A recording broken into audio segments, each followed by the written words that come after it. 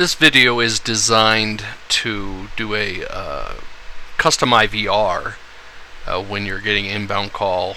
Normally people like to just route, when a call comes in, route it to the buyers, but many times you do have to stop and ask the consumer questions. So I'm going to show you that advanced setup. Now TrackDrive is a little different than most systems where you'd have a IVR with a whole bunch of questions that are asked, and you diagram out if they say yes, do this, if they say no, do this, etc., etc. TrackDrive works a little bit differently. So we would just have a greeting in the system. As you can see, like here, I'm asking the person for the type of debt. So this prompt, whatever pretty colors I want, I said I want to request a response. I said play audio. The audio says, press 1 if you have federal student loan, private student loan, 3 for both. So that's what I've done there. So I'm going to go ahead and add a new token for this demo to show how I'm doing this here. So there's 2 types of tokens you can have, either text or numeric. Numeric would be entered followed by the pound sign. So if you said what's your house value to the nearest 1,000 followed by the pound sign, you'd be able to ask a question like numeric and prompt them that way. For a text one, things like if I said auto insurance currently insured. Okay, whatever colors I want here for the text and the background of it. So I am going to ask for requests. So I'm going to play audio, and I'm going to go to my TrackDrive prompts, and I'm going to go to health insurance or auto insurance voice. Now these are things I made years and years and years ago, but I'm going to do the currently insured. Okay, so I'm just putting in a greeting here that says, are you currently insured? Press 1 for yes, press 2 for no. I do want to repeat it at least 1 time. I can do text to speech, that's why it's asking do I do female or male. But if I'm playing audio, it asks me for the exact file. But if I do text to speech, I'm not playing audio, I just type it out there. You do want to loop at least 1 time, so it's going to play it once and then loop it 1 more time waiting for a response. If you need to ask questions in a certain order, that would be that you'd say, let's say that you're first going to ask on a mortgage offer, are you trying to refinance your home or purchase your home? You might want that question to be asked first, so that questions about a purchase down below, like what's your down payment, wouldn't be asked when they're actually trying to do a refinance, because you wouldn't have down payments on a refinance. So the prompt priority, you can tell the system how to ask the questions.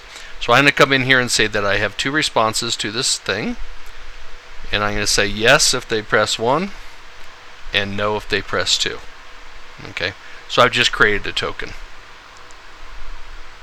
Okay, now I'm going to go into my offer,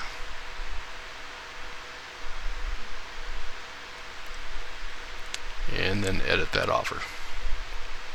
Okay, so I'm going to set up a routing when I do have prompts. So the first thing I'm going to do is I'm going to come in here. This says no key press is requested, but I'm going to request one. So I'm going to go ahead and delete my routing saying just route it when there's no key pressed, and I'm going to enter my new call flow. And my call start, I'm going to say I do want to play a greeting and request a key press. Okay, so I'll just say this is play a message to ensure they are interested. Now the reason we have descriptions here is you might have 5 messages, for example. The cool thing about our system is I could filter those off, and I'll show you how that works, but I'm going to, just for this demo, say speak TTS. So I can say press 1 to be connected to next available agent, press 9 to be removed from our system, whatever. Repeat that at least once, as I showed you before, and that'll be my greeting. Now, what you'll see here when I go to add call flow is now I can have key press rules, right? However, if I did put in something like a filter on this where I say, this traffic source Janet Yeager,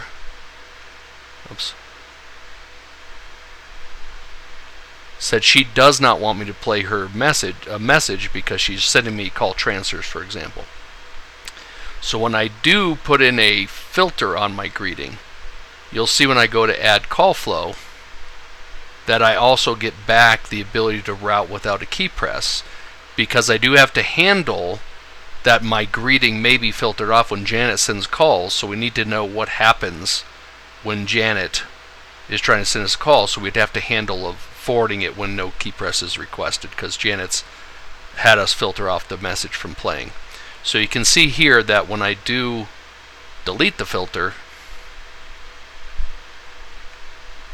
and save, when I go to add call flow, it doesn't have the option to route without a greeting, because we have a greeting, it's definitely going to play because I don't have any filters on it.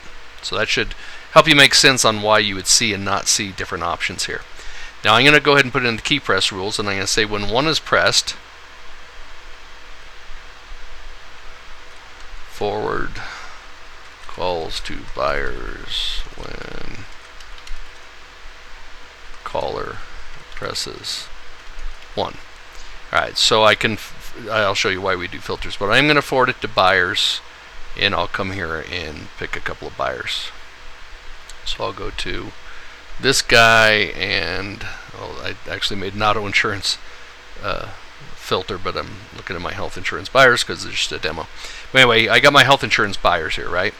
Now the way our system works is it's going to play the greeting that we had set up, right? And then it knows when they press 1 that we're going to forward calls to a couple of buyers. Now in my message here I said press 1 to be connected and 9 to be removed from our system. Now in that situation I also have to handle what happens when they press 9. So I go ahead and select that. And then for that one, what I'm going to be doing is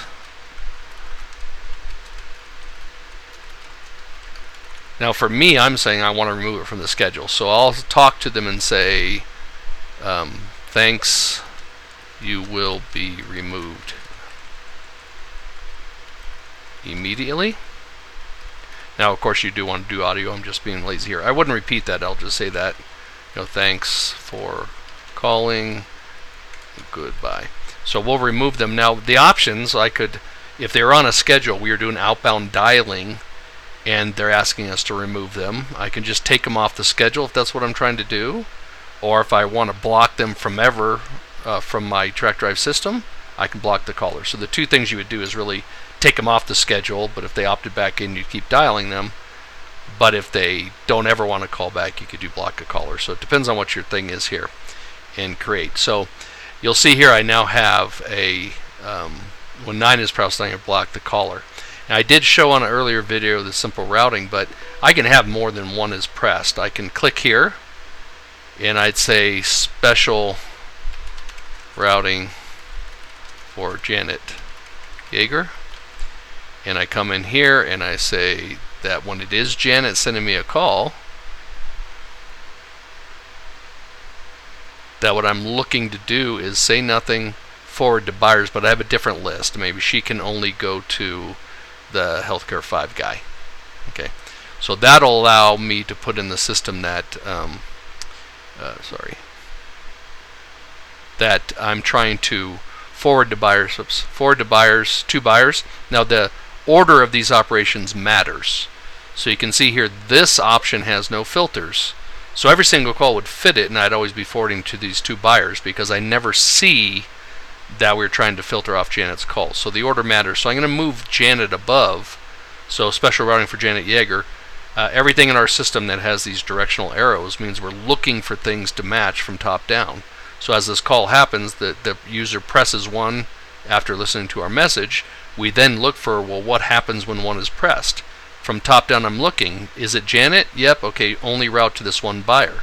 Is it not Janet, no filters? Then we can forward to these 2 other buyers. So the other types of call flow we have is, as we're transferring to the buyer, we can whisper to the buyer that a call is coming, not asking to confirm that he really wants it, we're just whispering to him. If we do want to confirm that he wants it when we whisper to him, we can have him press 1 to accept the call. And if he doesn't press 1 fast enough, we can tell him, sorry, you were too slow to press 1 to get it.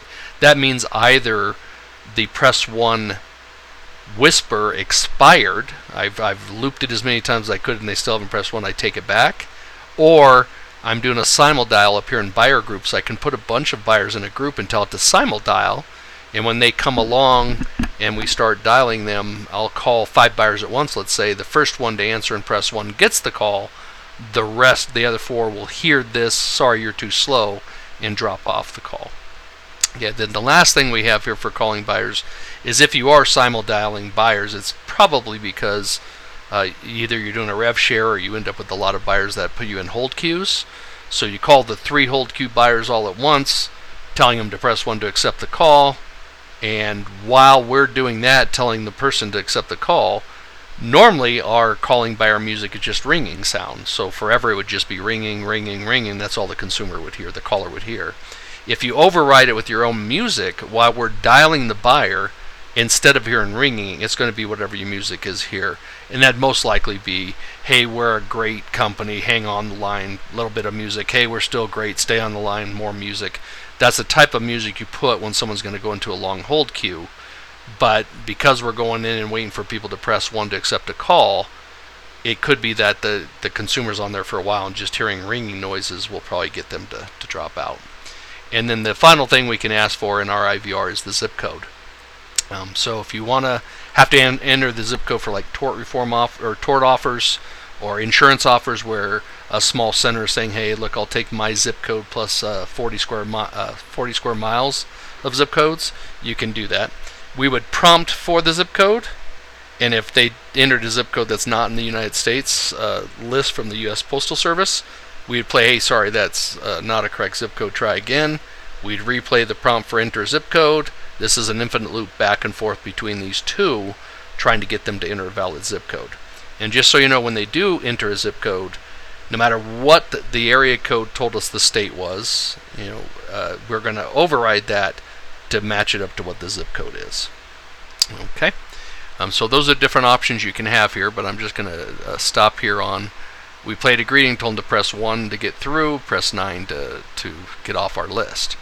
Now here, sorry, I'm getting this fixed if these are getting stuck. Sorry about that. Stop it. All right. So the thing here is that when I'm trying to send to these 2 buyers here, I'm going to take a look here and say, let's say this guy said, hey, I need to know before you send me these. We're imagining again that these are auto insurance customers, but he's saying that he needs to make sure the person is actually insured. So I'm going to do this new text token we just did, currently insured, and I say that he only wants calls when it's set to yes. Okay, so that's what's going to happen there. So now I've set up this buyer. And let me close this out and reopen it so you can see that.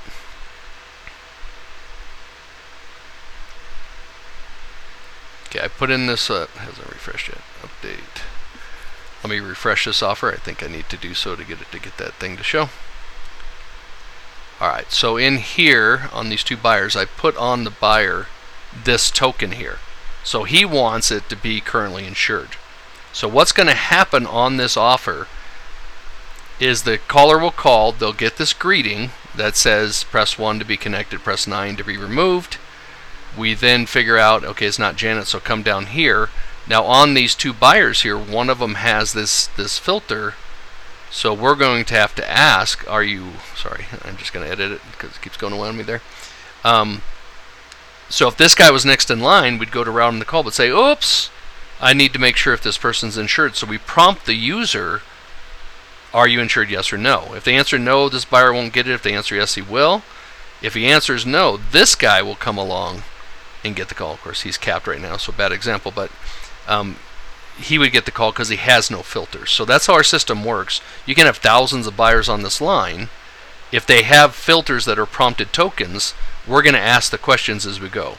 The cool thing about the way we do our prompting here is that if you give us the data somehow, either when you're configuring a number, you put in the token with the answer to the filter, so that, let's say a publisher is always forwarding calls that he already knows that they're currently insured. You could set that on the number, and then when the call comes in on that number, we already have the answer. So we would skip asking this question because the number was populated with AI currently insured as yes. Now, or no, even, but we won't have to ask the question because we know the answer. If you are able to post us data anyway, like a call center's transferring you calls, they send us data. If they already gave us the answers, we can skip the questions if we're trying to ask them. If we have you have a website, you do a little form, you post the data to us with their caller ID, and then you have them call from a thank you page. When they call in, if they call in from the same caller ID they filled out the form about, we'll be able to already have the answers to the questions. So if you post into us all the values, we're already set and don't have to ask those questions. So how would you post into us?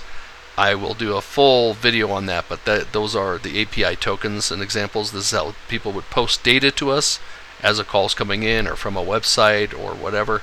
Even if you just uploaded data, let's say you're doing an email blast and you upload all the data you started with into our system. When they call in, we find the matching caller ID. We can pick up all the data you loaded in before you sent out the email blast to already know who the person is on TrackDrive.